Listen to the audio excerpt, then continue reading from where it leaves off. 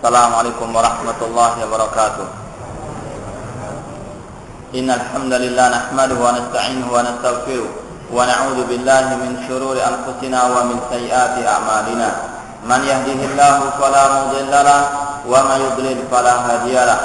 Asyhadu an la ilaha illallah wahdahu la syarika lahu wa asyhadu anna Muhammadan abduhu wa rasuluh. Ya ayyuhalladzina amanu taqullaha haqqa tuqatih wa la tamutunna illa wa antum muslimun. Ya ayyuhan nasu taqu rabbakum alladzi khalaqakum min nafsin wahidah wa khalaqa minha zawjaha wa batha minhuma rijalan katsiran wa nisaa'a wattaqullaha alladzi tasaaluna bihi wal arham innallaha kana 'alaikum raqiba. Ya ayyuhalladzina amanu taqullaha wa qulu qawlan sadida yuslih lakum a'malakum wa yaghfir lakum dhunubakum wa may yuti'illaha wa rasulahu faqad faza fawzan 'azima. Amma ba'd, fa in asdaqal hadithi kitabullah wa khairal hadi hadi Muhammadin sallallahu alaihi wasallam wa syarrul umuri muhdatsatuha wa kullu muhdatsatin bid'ah wa kullu bid'atin dhalalah wa kullu dhalalatin finnar. Ikhwani fillah rahimani wa rahimakumullah, kita teruskan kembali kajian kitab Al-Furqan bain awliya Rahman wa awliya Syaitan oleh Syekhul Islam Ibnu Taimiyah rahimahullahu taala. Pada pertemuan yang lalu telah dibahas oleh Syekhul Islam Ibnu Taimiyah rahimahullah tentang ucapan sebagian orang, yaitu khususnya orang-orang tasawuf yang mereka lebih mengutamakan wali daripada an-nabi. Mereka mengatakan maqamun nubuwwati fil barzakhin wa ar-rasuli wa dunal wali. Kedudukan kenabian di alam barzakh itu di atas para rasul dan di bawah para wali.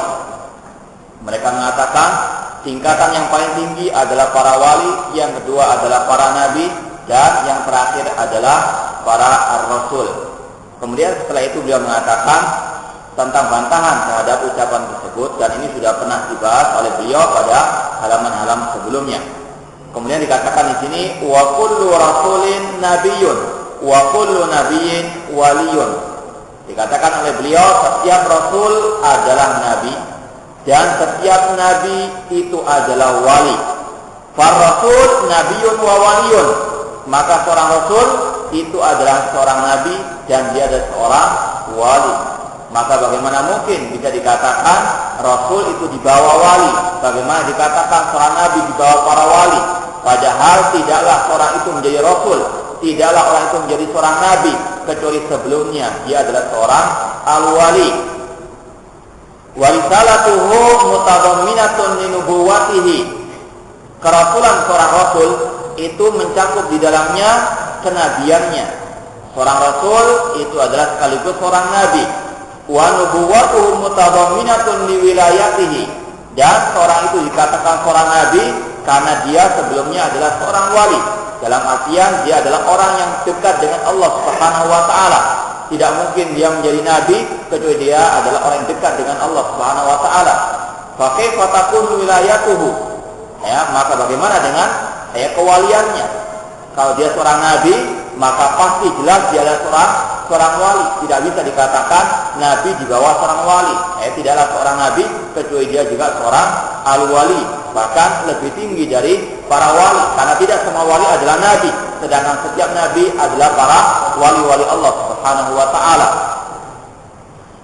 Wa idza qaddiru mujarrada inba'illahi ya biduni wilayatihi lillahi fa hadha taqdirun mumtani'un. Apabila dikatakan bahwasannya seorang itu bisa dikatakan nabi namun dia bukan wali, maka ini suatu hal yang mumtani', yang tidak mungkin. Tidak mungkin seorang nabi bukan seorang wali. Seorang nabi adalah wali oleh Allah Subhanahu wa taala. Bahkan tidaklah orang itu menjadi wali Allah kecuali dengan dia mengikuti ajaran an-nabi. Fa innahu halu inba'ihi iyyahu mumtani'un an yakuna illa waliyan lillah.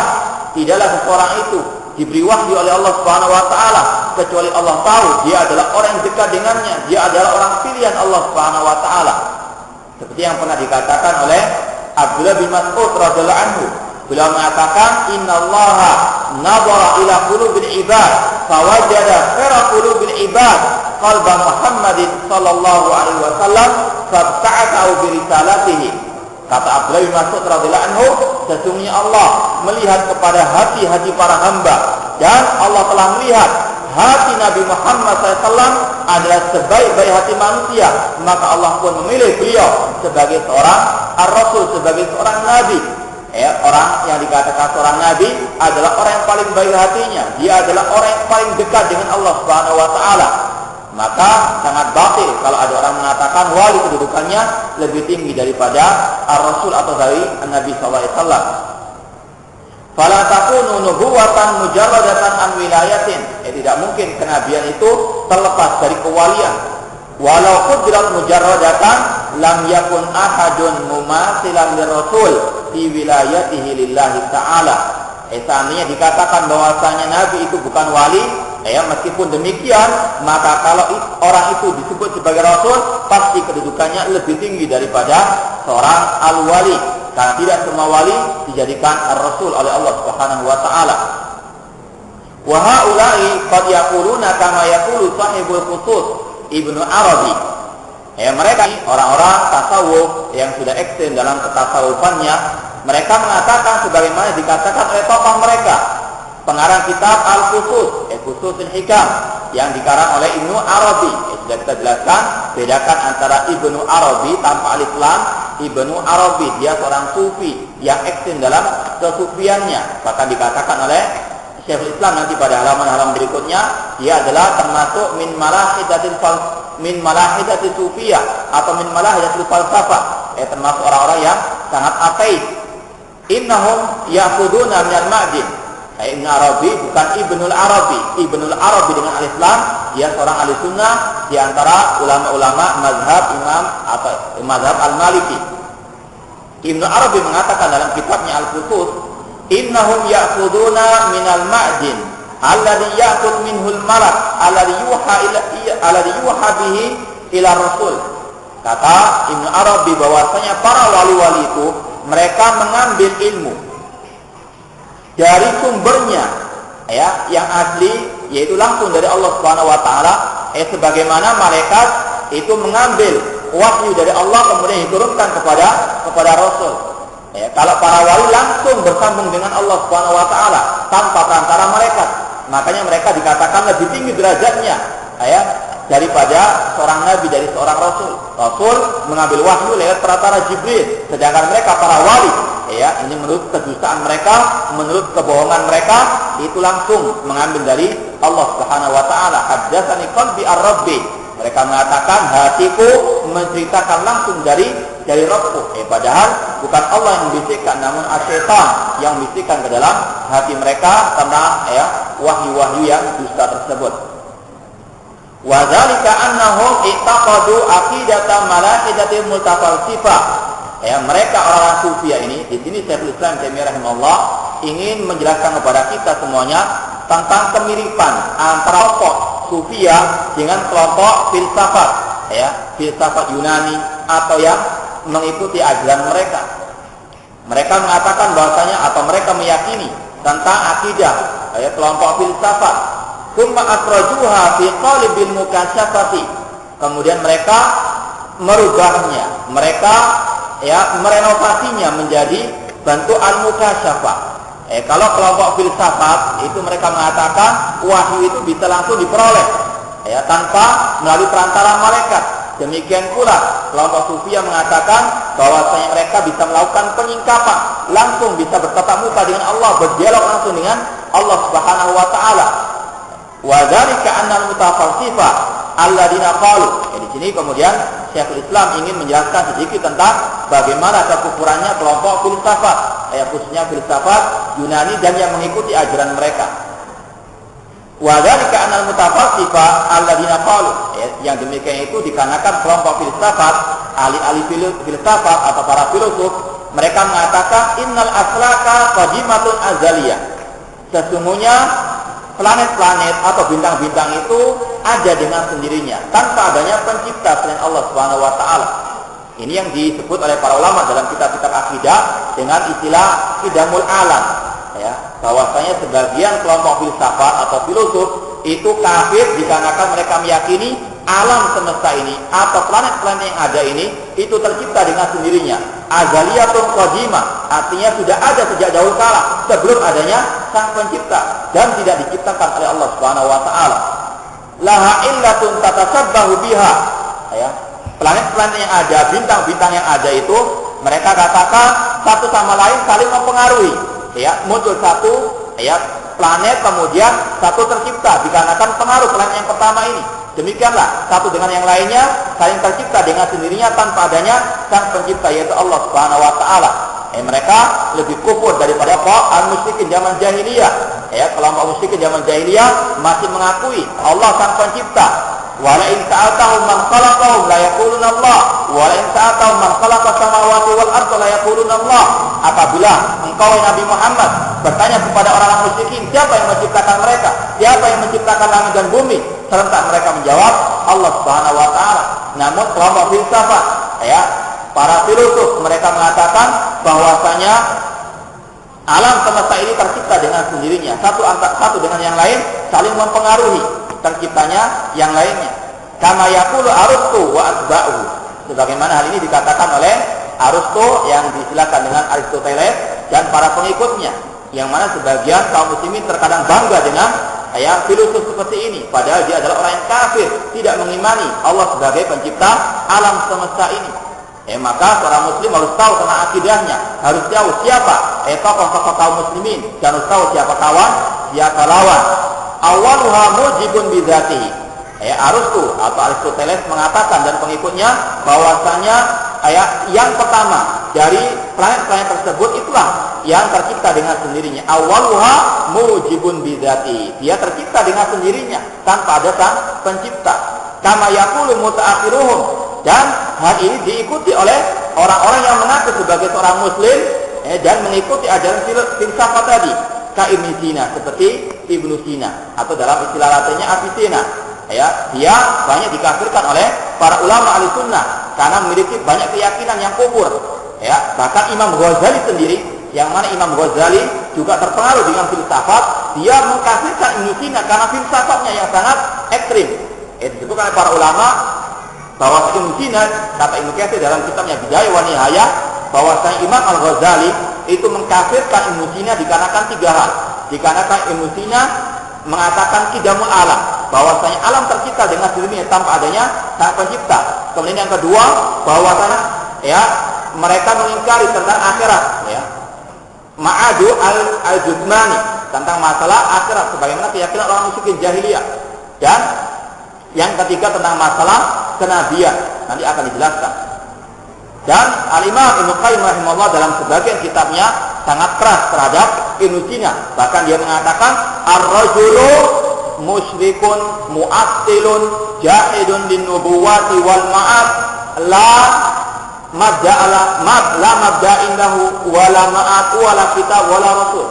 Imam Ibnu Qayyim mengatakan tentang Ibnu Sina atau Avicenna bahwasanya Ibnu Sina ini adalah orang yang musyrik, orang yang mu'attil, yang ateis, jahidun linubuwah, tidak mengakui tentang kenabian, dan dia mengingkari tentang akhirat. Tidak ada padanya akidah, tidak ada akidah tentang masalah hari akhirat, tidak yakin dengan Al-Quran ataupun dengan Ar-Rasul. Ini penjelasan para ulama Ahlussunnah wal Jamaah tentang siapa Ibnu Sina atau Avicenna, yang juga banyak digandrungi oleh sebagian kaum muslimin, para cendekiawan, padahal dia banyak dikafirkan oleh para ulama Ahlussunnati wal Jamaah. Wa amsalihi, dan yang semisal dengannya. Wala yaquluna innaha la rabbin khalaqa samawati wal arda wa ma bainahuma fi sittati ayyam. Mereka kelompok filsafat ini, mereka meyakini bahwasanya bintang-bintang, planet-planet tersebut itu tidak diciptakan oleh Rabb yang menciptakan langit dan bumi, dan yang menciptakan apa yang ada di antara keduanya dalam 6 hari. Wala khalaqal asya'a bimasyiati wa qudratihi, dan mereka juga mengingkari tentang takdir Allah Subhanahu wa taala. Mereka mengatakan kejadian-kejadian alam semesta ini terjadi dengan sendirinya, proses alam tanpa ada kaitannya dengan takdir Allah Subhanahu wa taala. Dan sini perlu untuk kita pahami bersama tentang masalah iman kepada takdir yang terkadang maka lalai darinya. terutama ketika musibah datang, mereka mengatakan itu hanya sekedar adanya pergeseran lempeng bumi atau karena gejala alam, lupa dengan sang pencipta segala sesuatu, yaitu Allah Subhanahu wa taala. Allah khaliqu kulli syai', Allah yang menciptakan segala sesuatu ini, Allah yang mentakdirkan semua ini.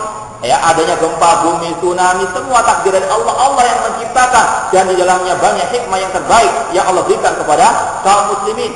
Ma asaba min musibatin fil ardi wala fi anfusikum illa fi kitabin min qabli an nabra'aha inna dzalika 'ala Allah yasir. Dan tidaklah menimpa kalian di bumi dan di dalam diri kalian kecuali semuanya telah ditakdirkan oleh Allah, telah diciptakan oleh Allah Subhanahu wa taala, telah dituliskan oleh Allah taala sebelum Allah menciptakan musibah tersebut, dan itu mudah bagi Allah Subhanahu wa taala. Intinya bahwasanya orang filsafat mereka mengingkari tentang takdir Allah Subhanahu wa taala. Wala ya'lamul juz'iyat, dan mereka menuduh Allah Subhanahu wa taala tidak mengetahui tentang kejadian-kejadian pada waktu kejadian tersebut, atau tidak mengetahui perincian daripada kejadian-kejadian alam ini. Dan ini juga banyak dipakai oleh sebagian kelompok-kelompok ahli bid'ah, di antaranya kelompok Syiah. Mereka mengatakan bahwasanya Allah tidak mengetahui sesuatu kecuali setelah terjadinya sesuatu tersebut, yang diistilahkan oleh mereka dengan ilmu al-bada'. Allah tidak mengetahui sesuatu kecuali setelah terjadinya sesuatu. Adapun seorang muslim mengatakan Allah mengetahui apa yang belum terjadi, apa yang sedang terjadi, apa yang akan terjadi, dan apa yang belum terjadi seandainya terjadi, Allah mengetahui semuanya.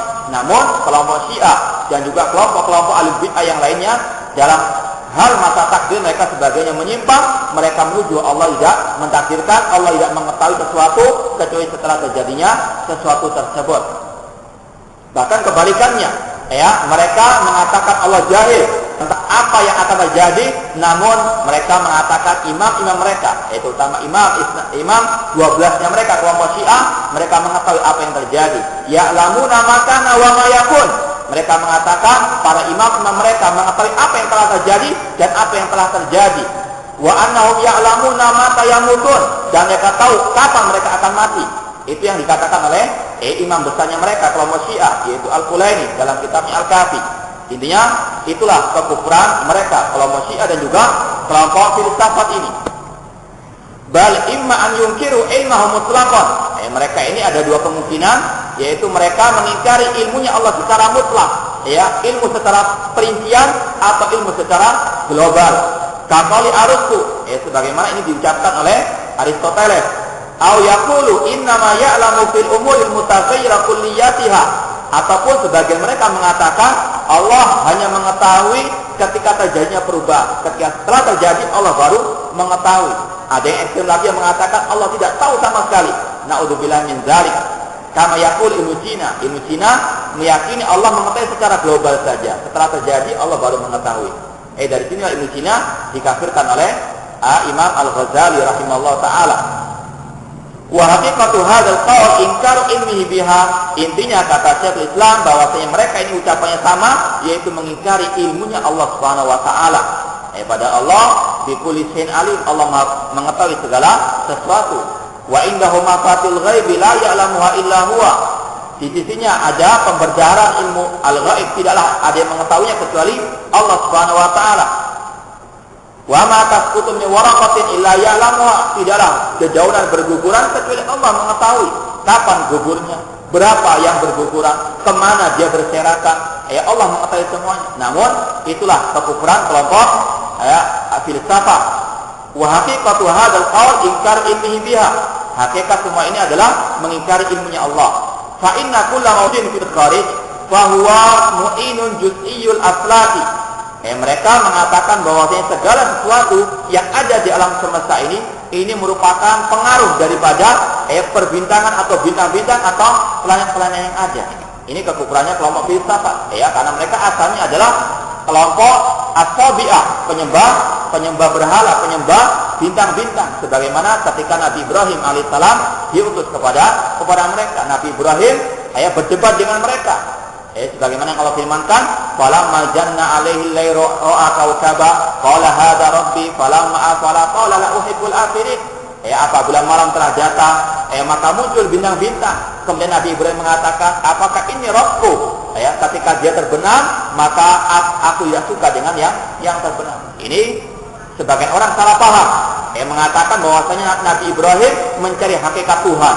Padahal bukan seperti itu. Nabi Ibrahim tidaklah diutus sebagai seorang nabi kecuali dia tahu tentang Rabbnya. Karena dia diutus oleh Allah Subhanahu Wa Taala. Bagaimana seorang nabi mencari hakikat Tuhannya? Padahal dia yang menyuruh manusia untuk beriman kepada Allah Subhanahu Wa Taala. Ini adalah jelas-jelas kebatilan. Tidak benar kalau ayat tersebut dijadikan sebagai dasar bahwa Nabi Ibrahim mencari hakikat Tuhan. Nabi Ibrahim di situ kata Imam Ibnu Katsir, kalau antum lihat dalam tafsir Ibnu Katsir, beliau membantah ucapan yang mengatakan itu mencari hakikat Tuhan, tidak sama sekali. Nabi Ibrahim itu mendebat kaumnya, wahai kalian, wahai pengikut agama Sabi'ah yang menyembah bintang-bintang. Kalian menyembah bintang-bintang tersebut, padahal bintang-bintang tersebut itu pada saatnya akan tenggelam. Bagaimana dia bisa disembah selain Allah Subhanahu Wa Taala? Makanya adalah Tuhan yang batil. Ini sebagai bentuk dialog Nabi Ibrahim alaihissalam. Terlebih lagi kalau kita lihat ayat sebelumnya, Nabi Ibrahim telah berdakwah kepada ayah beliau tentang siapa sembahan yang hak.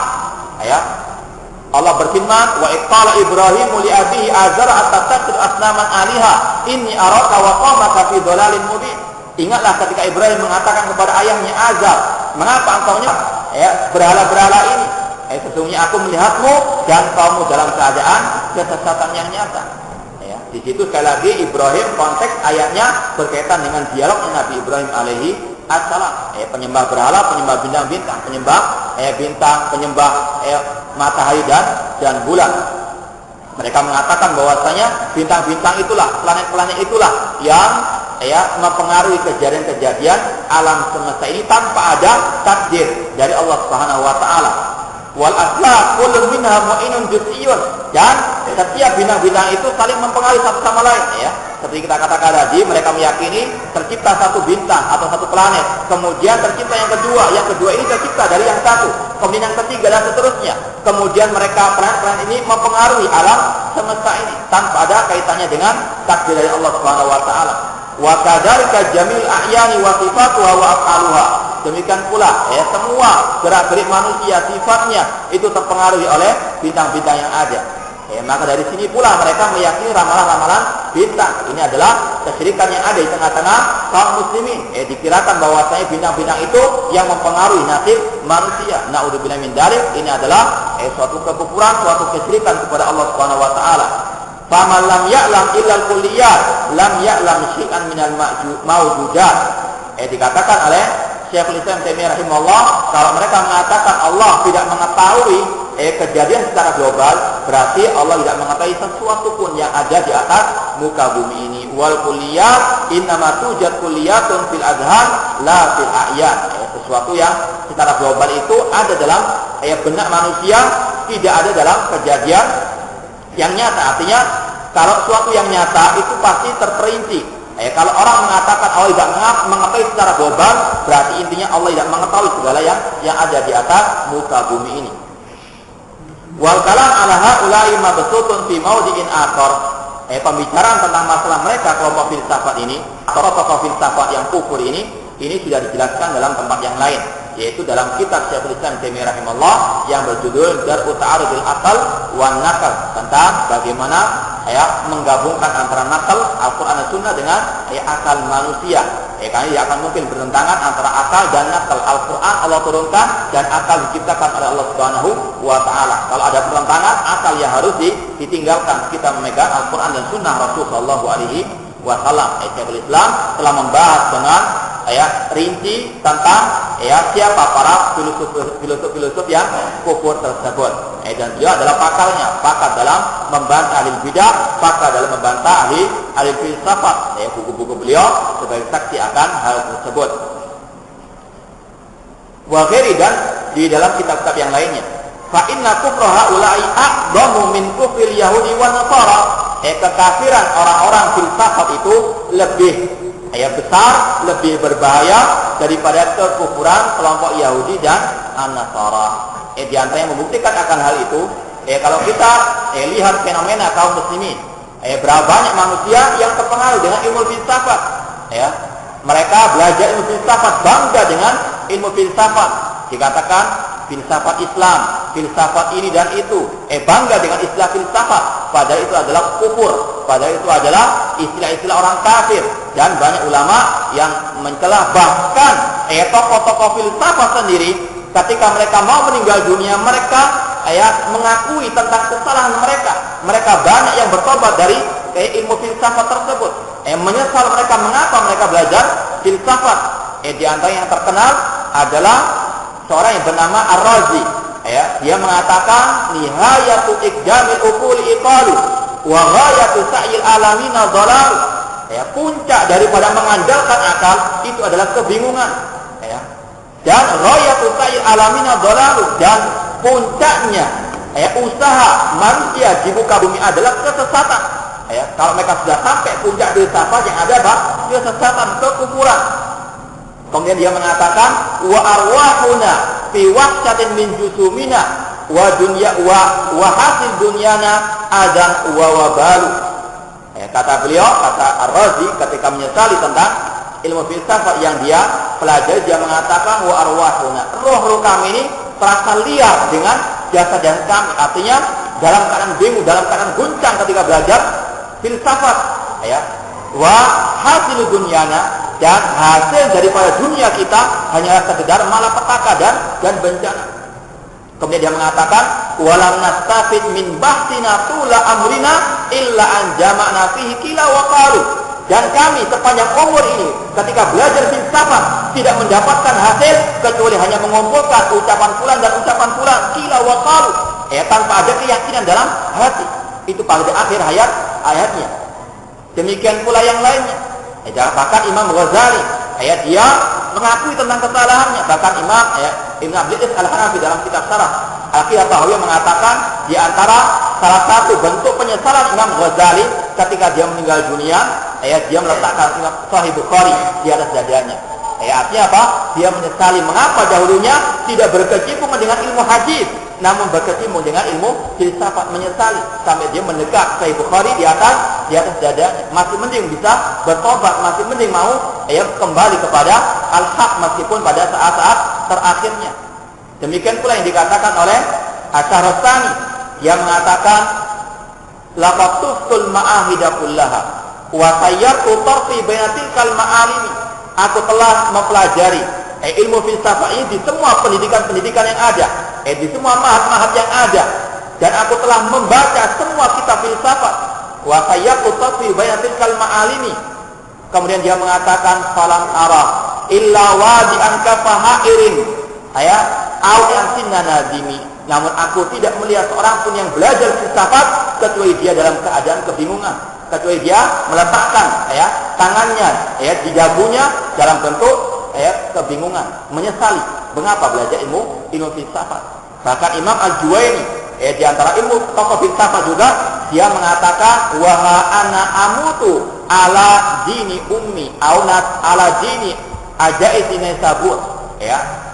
Al-Juwaini tokoh filsafat juga pada akhir ayatnya dia mengatakan inilah aku sekarang akan mati di atas agama ibuku. Artinya di atas agama al-fitrah, di atas agama orang awam. Lebih baik mati di atas agama orang awam daripada di atas agamanya kelompok filsafat. Itu penyesalan para tokoh-tokoh filsafat. Namun sangat disayangkan banyak kaum muslimin yang tertipu dengan ilmu filsafat. Maka ini di antara bahayanya ilmu filsafat dibandingkan ilmunya orang Yahudi dan Nasara. Kalau orang muslim insya Allah banyak yang lari daripada ilmunya orang Yahudi ataupun Nasara, tidak mau belajar Taurat ataupun Injil, jelas-jelas kufur. Namun mereka lupa bahwa kelompok filsafat, ilmu filsafat lebih kufur daripada ilmunya Yahudi ataupun An-Nasara. Bal wa musyrikil Arab, bahkan kekufurannya kelompok filsafat lebih parah dibandingkan kelompok musyrikin zaman al-jahiliyah. Seperti yang sudah kita jelaskan, kelompok filsafat mengingkari adanya pencipta langit dan bumi, pencipta alam semesta, sedangkan kelompok musyrikin masih meyakini Allah yang menciptakan mereka, Allah yang menciptakan langit dan bumi. Kekufuran mereka masih lebih ringan dibandingkan kekufurannya orang-orang filsafat. Fa inna jami'a haula'i yaqulun innallaha khalaqa samawati wal arda wa innahu yakhluqul makhluqat bimasyiati wa qudratihi. Orang-orang musyrikin semuanya serentak mengatakan Allah yang menciptakan langit dan bumi, dan dia menciptakan semua makhluknya dengan kehendak dan dengan takdirnya. Kemudian wa arustu wa nahwuhu min mutafalsifatul Yunan kanu ya'budunal kawakiba wal asna. Ya, Aristoteles dan yang semisalnya dari tokoh-tokoh filsafat Yunani, mereka adalah orang-orang yang menyembah bintang-bintang dan yang menyembah berhala. Bagaimana seorang muslim mengkuduskan mereka? Wa hum ya'rifunal malaika wal anbiya. Mereka para orang Yahudi ataupun Nasara, orang musyrikin Arab, mereka mengetahui adanya malaikat dan adanya para anbiya. Walaysa fi kutubi Aristo zikru syai'in min dzalik. Akan tetapi tidak ada satupun pembahasan dalam kitabnya Aristoteles tentang pembahasan masalah al-malaika wal anbiya. Ini menunjukkan kekufurannya Aristo lebih bahaya, lebih parah dibandingkan kekufurannya Yahudi ataupun Nasrani ataupun orang-orang musyrikin zaman jahiliyah. Wa inna maghalibu ulumil qaum al-umur as-tabi'iyah. Akan tapi kebanyakan mayoritas ilmunya kelompok filsafat berkaitan dengan ilmu tentang masalah kejadian alam, tentang gejala-gejala alam, satu sama lain saling mempengaruhi, satu sama lain saling menciptakan yang lainnya tanpa ada keterkaitan dengan Allah Subhanahu wa taala. Wa amal umur ilahiyah fa kalamu fiha qalilus shawab. Adapun pembicaraan mereka tentang masalah ketuhanan, tentang masalah sesembahan, tentang ucapannya kelompok filsafat, ini sedikit kebenarannya. Kasirul khata, banyak kesalahannya. Wal yahudu wan nasara ba'dan naskhi wa tabdili a'lamu bil ilahiyati minhum bi katsir. Orang Yahudi, orang Nasara, meskipun mereka telah menyimpang dari ajarannya, mereka lebih tahu tentang sesembahan Allah Subhanahu wa taala dibandingkan orang-orang filsafat. Orang filsafat dia tahu tentang Allah, mereka adalah orang-orang ateis. Sedangkan orang Yahudi masih mengetahui, meskipun mereka mengucapkan ucapan yang jelek kepada Allah Subhanahu wa taala. Wa qalatil yahudu yadullahi maghlula. Orang Yahudi mengatakan tangan Allah terbelenggu. Masih penting mereka mengenal Allah Subhanahu wa taala. Iblis masih mengenal Allah Subhanahu wa taala. Lebih baik iblis daripada kelompok filsafat tersebut yang tidak mengetahui, yang mengingkari adanya al-ilah. Iblis mengatakan fa bi izzati la ughwiyannahum ajma'in. Ya Allah, dengan izahmu, dengan kemuliaanmu, masih mengikrarkan tentang kemuliaan Allah Subhanahu wa taala. Adapun ahli filsafat, mereka sangat menjauhkan diri dari Allah Subhanahu wa taala. Bahkan pernah sampai terlintas dalam ucapan-ucapan mereka yang mungkin tidak sampai orang mukmin mengatakannya. Mereka mengatakan Allahu Akbar sebagaimana dikatakan anjing al-akbar. Naudzubillah min dzalik. Ini adalah kekufurannya mereka. Terkadang akal tidak sampai bagaimana mereka yang menyatakan dia muslim, kejiwaan muslim, tempat-tempatnya dengan teganya mengatakan seperti itu kepada Allah Subhanahu wa taala. Oleh karena itulah seorang muslim wajib waspada terhadap bahaya-bahaya kelompok filsafat tersebut. Walakin mutaakhirun ka Ibnu Sina wa ghairihi aradu an yulfiqu baina kalami ulaika wa baina ma ja'at bihi rusul.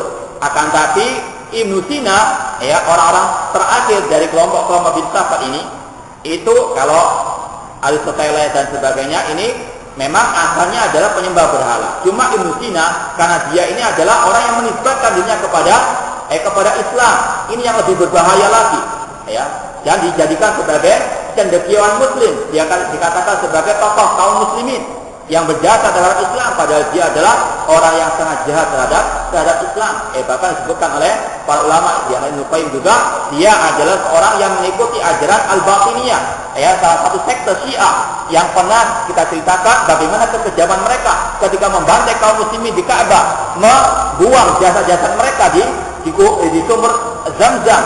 Dan tokoh mereka yang bernama Abu Thahir, yang mana Imam Ibnu Katsir mengatakan dia bukan Abu Thahir namun dia Abu Najis, karena dia melecehkan Allah Subhanahu wa taala. Dia mengatakan di mana Allah, aina Allah, dia menantang Allah Subhanahu wa taala. Di antara ajarannya Ibnu Sina itu adalah ajarannya al-Batiniyah, kelompok atau sekte dari Syiah yang sepakat ulama mengatakan kelompok Batiniyah adalah kelompok yang asalnya adalah Yahudi dan Majusi. Nah, Ibnu Sina ini ingin mengkolaborasi, menggabungkan antara ajaran filsafat Yunani dengan ajaran para ar-rusul, digabungkan antara filsafat dengan ajaran para rasul. Padahal Allah mengatakan wala talbisul haqqo bil batil, janganlah kalian mencampur-adukan antara hak dengan yang batil. Fa aqadu asya min usulil Jahmiyah wal Mu'tazilah. Dia mengambil ajaran-ajaran kelompok Jahmiyah dan kelompok Al-Mu'tazilah. Semuanya termasuk kelompok sesat dan menyesatkan. Wa rakabu minhu wa min qawli ulaika madhhaban qad ya'tazu ilaihi mutafalsifatu ahli milal. Dia menggabungkan semua ajaran-ajaran sesat tersebut. Zulumatun ba'duha fawqa ba'din, kegelapan di atas kegelapan. Wa fihi al-fasad wa tanaqud ma nabbahna ala ba'di fi ghairi hadzal mawdi'. Di dalamnya penuh dengan kerusakan, penuh dengan kontradiksi yang pernah kita sampaikan, kata beliau, dalam beberapa tempat dalam kitab-kitab yang lain-lainnya. Kemudian dikatakan di sini, wa ulai lamma ra'au amr rasuli kamusa wa Isa wa Muhammadin sallallahu alaihim ajma'in qad bahara al-alam wa tarafu bi anna namus ala dibu'ita bi Muhammadin sallallahu alaihi wasallam a'bama namusin tarakal alam wa wajadul anbiya fa zakarul al-malaika wal jinna aradu an yajma'u baina dzalik wa baina aqwali salafihim al-yunan. Mereka kelompok filsafat dari kaum muslimin, mereka ketika melihat bagaimana keadaan para rasul Nabi Musa, Nabi Isa, Nabi Muhammad SAW yang telah menguasai alam semesta ini, dan mereka meyakini kelompok filsafat yang mengaku sebagai kelompok muslimin, mereka mengakui bahwasanya Jibril alaihissalam, malaikat yang diutus kepada Nabi Muhammad SAW itu merupakan semulia-mulia malaikat yang juga mengguncangkan alam semesta ini. Wa wajadul anbiya fadzakal malaika wal jin. Kelompok filsafat dari kelompoknya Ibnu Sina dan ini, mereka mengetahui bahwa para anbiya itu semuanya menyebutkan adanya malaikat, adanya jin. Nah, mereka ingin menggabungkan antara ucapannya para nabi yang berkaitan dengan malaikat, yang berkaitan dengan jin, dengan ucapannya orang-orang filosof. Orang filosof itu di antara keyakinannya mereka beriman dengan yang gaib. Mereka hanya beriman dengan yang ada, yang bisa dipanca indera. Mereka ingin menggabungkan, malaikat nggak bisa dilihat, jin nggak bisa dilihat. Maka bagaimana menggabungkan antara ucapannya kelompok filsafat Yunani yang mengingkari hal-hal gaib seperti malaikat dan lainnya, dan menggabungkan dengan ajaran para anbiya yang menetapkan adanya para malaikat dan para anbiya. Yang mana mereka mengatakan akhirnya, siapa? Kelompok filsafat dari kaum muslimin, Ibnu Sina dan selainnya, mereka mengatakan malaikat itu betul, namun itu adalah khayalannya Nabi Muhammad SAW. Nanti kita akan jelaskan bahwasanya seorang nabi itu dia bisa, siapapun bisa menjadi nabi, dengan dia banyak melakukan bertapa atau semedi, atau dia dengan beribadah yang lain yang banyak. Dan syarat seorang nabi itu 3, yaitu dia harus memiliki kekuatan ilmu, artinya zakat kecerdasan. Kemudian dia harus memiliki kuwatut takyil, kuat untuk berkhayal, dihayalkan adanya malaikat, adanya surga neraka, untuk istilahnya bujuk-bujuk manusia agar mereka mengikuti perintahnya. Padahal adalah khoyal semuanya. Ini semuanya ingin untuk menjamakkan antara hak dengan batil, keluarnya kebatilan yang ada. Katakan oleh Syekh Islam di sini, alladzina hum ab'adul khalqi an ma'rifatillah wa malaikati wa kutubi wa rusuli wal yaumil akhir. Ibnu Sina CS-nya ini ingin menggabungkan ucapan para anbiya wa rasul dan ucapan salafnya mereka. Mereka punya salaf, namun salafnya orang kafir. Salafuhumul Yunan, yang mana mereka orang-orang Yunani, orang filsafat Yunani ini sangat jauh daripada mengenal Allah, jauh mengenal para mereka, tidak mengenal kitab Allah, tidak mengenal para rasul-rasul Allah, tidak mengenal hari akhir. Wa ulaika qad asbatu uqulan asratan. Mereka kelompok filsafat Yunani menetapkan adanya akal 10 atau 10 akal. Nanti akan dijelaskan apa maksud akal. Akal yang dimaksud oleh kelompok Yunani ini berbeda dengan maksud akal yang dimaksud oleh seorang muslim. Yusamunaha al-mujarradat wal mufariqat. Dan mereka menamakan dengan istilah al-mujarradat, al-mufariqat. Kalau kita sepintas saja membaca ucapan-ucapan filsafat yang ada kebingungan. Mereka kelompok filsafat itu adalah orang yang paling bingung di dunia. Mereka sendiri terkadang tidak paham apa yang mereka ucapkan. Yang penting mengucapkan, yang penting bangga dengan filsafat. Seperti yang kita sampaikan tadi, berapa banyak di antara tokoh-tokoh filsafat pada akhirnya menyesal, tidak ada keyakinan sama sekali. Ini kenyataan yang sebetulnya harus diambil pelajaran oleh mereka yang belajar filsafat dan bangga yang belajar filsafat tersebut.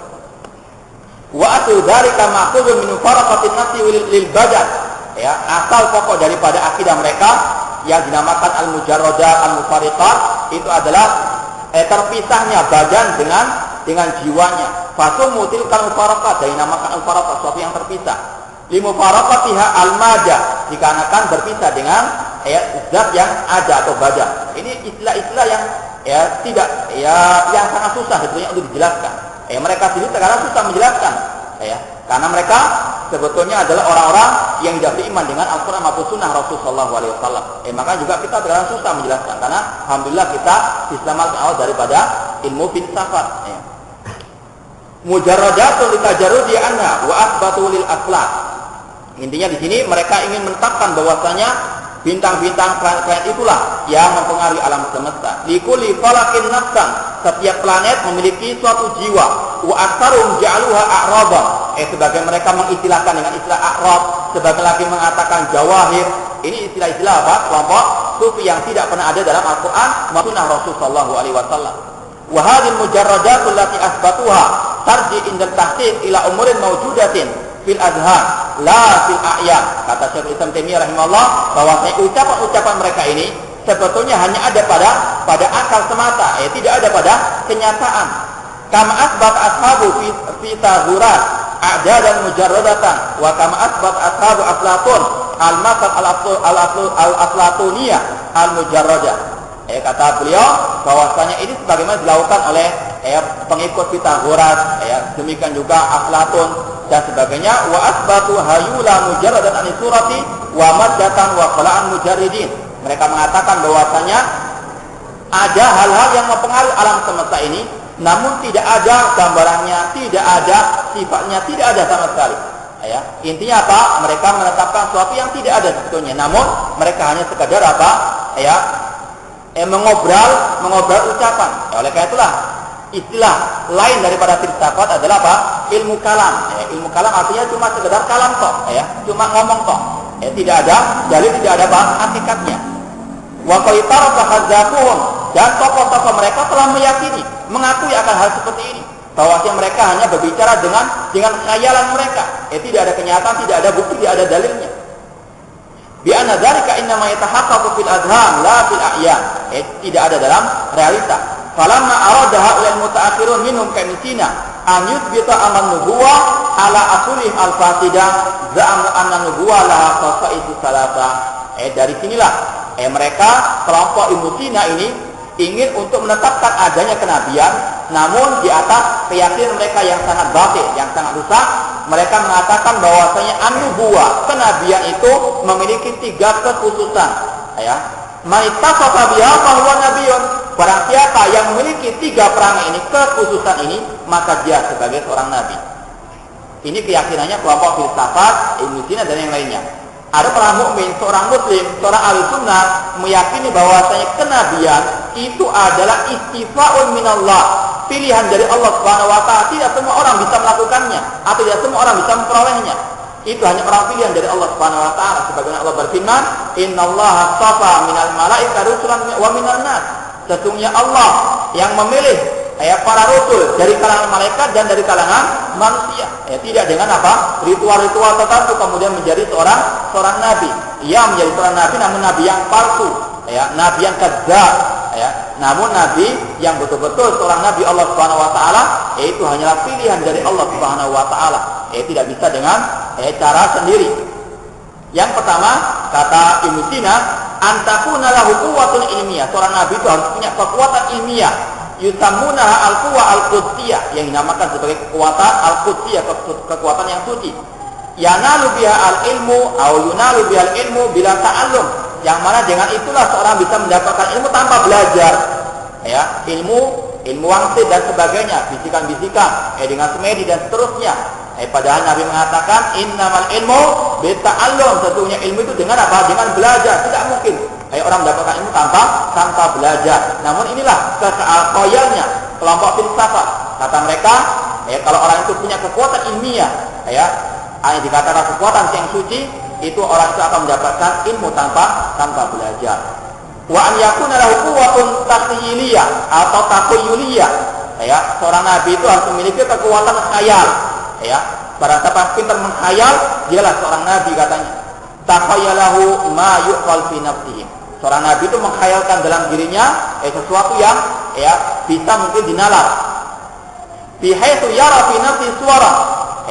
Seorang nabi itu mengkhayalkan bagaimana dia melihat sesuatu gambaran-gambaran, melihat bayangannya malaikat, melihat bertemu dengan misalnya malaikat, berdialog dengan Allah Subhanahu wa taala, wa yasma fi nafsi aswata, dan dia berkhayal seolah dia mendengar suara-suara, bisikan-bisikan dari malaikat. Kama yarahu na'im wa yasma'u, sebagaimana seorang yang tidur, dia dalam mimpinya melihat sesuatu, melihat atau mendengar sesuatu. Itu diibaratkan nabi seperti itu. Nabi ketika melihat malaikat, ketika berdialog, mendapatkan wahyu dari Allah, itu seperti orang yang mimpi. Bukan suatu yang hakiki, bukan suatu yang kenyataan yang terjadi. Wala yakunu lahu wujudun fil kharij, namun tidak ada hakikatnya kata mereka. Ketika Nabi mendengarkan bisikan mereka, padahal mereka tidak ada, itu cuma khayalannya Nabi saja. Wa za'amu anna tilka suwar hiya malaikatullah. Mereka mengakui atau meyakini bahwasanya yang dikatakan oleh Rasul sebagai orang yang datang kepadanya itu hanya gambaran-gambaran yang sebenarnya bukan malaikat. Wa za'amu anna tilka suwar hiya malaikatullah. Para nabi mengaku-ngaku itu adalah malaikat Allah, padahal bukan hakikat. Watilkal aswar yang kalam Allah. Para nabi itu mengaku-ngaku saja itu adalah suara atau wahyu dari Allah Subhanahu wa taala.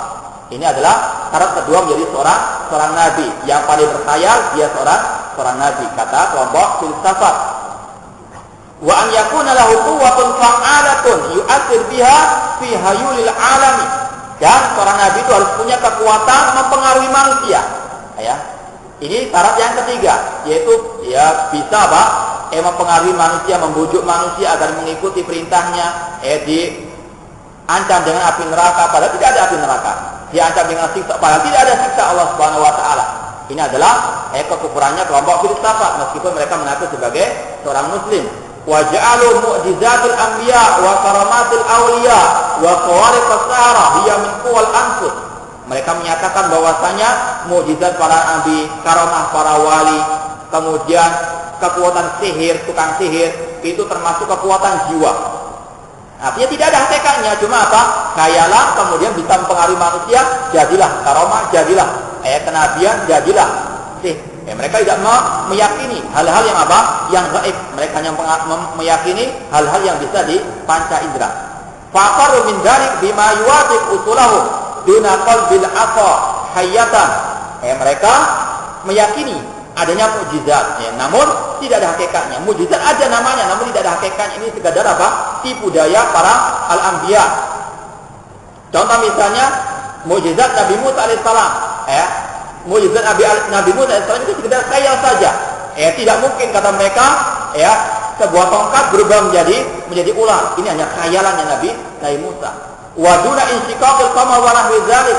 Demikian pula ketika Allah berfirman misalnya iqtarabatis saatu wan syaqqal qamar, telah dekat hari kiamat dan terbelah bulan, yaitu mukjizatnya Nabi sallallahu alaihi wasallam. Kata mereka itu khayalan Nabi sallallahu alaihi wasallam. Tidak ada hakikatnya, tidak akan mungkin bulan terbelah kata mereka. Fa innahum yunkiruna wujuda hadza.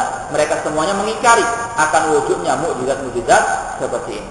Ini kekufurannya Ibnu Sina dan selainnya yang mengikuti ajarannya. Katanya bahwa Nabi itu seseorang bisa menjadi nabi dengan 3 kategori tadi: kekuatan, kecerdasan atau ilmu, kemudian kekuatan mengkhayal, dan kekuatan bisa mempengaruhi manusia agar mengikuti mereka. Waqad basanal kalam ala haula'i fi mawadhi, dan kami kata Syekhul Islam telah banyak menjelaskan tentang mereka para filsuf ini dalam banyak kitab-kitab yang lainnya. Wa bayyana anna kalamahum hadza min aktsaril kalam, dan kita telah menjelaskan bahwasanya ucapan mereka ini adalah sejelek-jelek ucapan manusia. Wa anna hadzal ladzi ja'aluhu min khasaisin nabi tahassala ma'adama minhu li ahadil amah, bahwasanya kekhususan para anbiya ini bisa diperoleh oleh semua manusia yang ada. Semua orang bisa berlomba-lomba menjadi nabi. Wali aqali atba'il anbiya, dan menjadi pengikut para anbiya. Wa anal malaika allati akhbarat bir rusul ahya'un natiqun a'dhamu makhluqatillah wa hum katsirun. Padahal kalau kita mau beriman kepada Al-Qur'an, kita mengatakan bahwa malaikat yang telah dikabarkan oleh para rasul, mereka adalah maujudin, mereka adalah makhluk Allah yang ada, yang hidup. Mereka bisa berbicara, mereka adalah sebesar-besar makhluk Allah Subhanahu wa taala, dan jumlah mereka sangat amat banyak. Allah berfirman, "Wa ma ya'lamu junuda rabbika illa huwa." Dan tidak ada yang mengetahui tentara Rabbmu kecuali Allah Subhanahu wa taala. Walaitu bi asratin. Jumlah mereka tidak 10. Walaitu a'radhan. Mereka bukan a'radhan. A'radhan itu sesuatu yang bayangan, sesuatu yang tidak ada hakikatnya, tidak ada zatnya. La siyama wa haula yaz'umun anna sadirul awwal huwal aqlul awwal. Mereka mengatakan bahwasanya planet yang pertama tercipta itu dinamakan mereka sebagai al-aqlul awwal, akal yang pertama. Wa anhu sadara kullu ma siwa, dan dari akal yang pertama inilah muncul segala sesuatu. Maka mereka mengatakan bahwasanya alam semesta ini ungkapan mereka yang lain, bahwasanya alam semesta ini tercipta dengan al-aqlul fa'al, akal yang berbuat. Mereka tidak beriman dengan Allah Subhanahu wa taala. Maka sudah kita katakan mereka sangat mengingkari tentang adanya pencipta langit dan bumi, pencipta alam semesta ini. Mereka mengatakan bahwasanya planet itu muncul dengan sendirinya, kemudian yang kedua muncul karena adanya yang pertama tadi. Yang pertama ini dinamakan al-aqlu, akal. Namun akal yang dimaksud mereka di sini bukan akal yang dipahami oleh manusia sekarang. Akal adalah apa yang bisa dijadikan berpikir oleh manusia dalam benaknya. Yang mana akal tersebut tidak bisa berdiri sendiri, namun mereka mengatakan akal itu bisa berdiri sendiri. Oleh karena itulah mereka juga mengkultuskan akal mereka, karena ada kesamaan nama mereka dengan sang penciptanya, kata mereka. Kata Syekh Islam di sini, la siyama haula izza yaz'umun anna sadirul awwal huwal aqlul awwal wa anhu sadara kullu ma siwa fa huwa indahum rabbu kulli ma siwa Allah. Akal yang mereka kultuskan ini itu mereka katakan sebagai Rabb kulli ma siwallah, pencipta segala sesuatu selain Allah Subhanahu wa taala. Semua makhluk adalah ciptaan akal. Wa kadzalika kullu aqlin rabbun lima dunahu, dan setiap akal pencipta bagi yang setelahnya. Wal aqlul fa'al al-ashir rabbu kulli ma tahtahu falakul qamar. Mereka mengatakan bahwasanya ada 10 planet, ada 10 akal. Yang 10 akal inilah yang menciptakan segala sesuatu di atas muka bumi. Yang pertama menciptakan yang kedua menciptakan yang ketiga sampai yang ke-10. Yang ke-10 inilah yang menciptakan semua yang ada di atas muka bumi ini. Wa hadza mimma yu'la fasadu bil istira'. Ini jelas kekufurannya, jelas kesalahannya, jelas kerusakannya min dini rusul. Kalau kita lihat dari ajaran para ar-rusul. Falaisa ahadun minal malaikati mubdi'an li kulli ma siwallah. Tidak ada seorang pun dari malaikat yang bisa menciptakan selain Allah Subhanahu wa taala. Wa haula yaz'umun anna al-aqlal awwal huwa al-aqlul mazkur fi haditsin yurwa inna awwala ma khalaqallahu al-aqla fa qala lahu aqbil fa aqbala fa qala lahu adbir fa adbara fa qala wa izzati ma khalaqtu khalqan akrama alayya minka fa bika aqudu wa bika u'ti wa lakas thawabu alaikal iqab. Mereka kelawar filsafat yang mengkultuskan akal, yang mana kata mereka akal itulah yang menciptakan alam semesta. Mereka juga berdalil, namun dengan hadis yang palsu, yang akan dijelaskan nanti. Kata, di sini disebutkan ada hadis yang palsu yang berbunyi, sesungguhnya yang pertama kali Allah ciptakan adalah akal. Kemudian Allah mengatakan kepada akal tersebut, akbir, kemarilah. Maka dia pun menuju kepada Allah. Faqalahu akbir. Kemudian Allah mengatakan, pergilah engkau. Maka dia pun pergi. Faqala, kemudian Allah mengatakan wa izzati, demi kemuliaanku aku tidak menciptakan suatu makhluk yang lebih mulia di sisiku daripada dirimu wahai akal. Karena mula aku mengambil, karena mula aku memberi, karena mula aku memberikan pahala dan ancaman. Wa isamunahu aidan al-qalam. Mereka juga mengatakan itu sebagai al-qalam. Lima ruya annahu qadruya inna awwala ma khalaqahu qalam. Namun sekali lagi nanti akan bilang bahwasanya hadis dari tentang masalah akal itu semuanya dhaif, semuanya palsu. Dari sini ada kesamaan antara kelompok filsafat dengan kelompok sufia. Kalau kelompok sufia mereka lebih mengandalkan al-mukasyafat, kalau ini mengandalkan al-aql. Namun sama intinya mereka jauh daripada Al-Qur'an dan sunnah Rasul sallallahu alaihi wasallam. Wallahu ta'ala wa da'wana alhamdulillahirabbil alamin. Wassalamualaikum warahmatullahi wabarakatuh.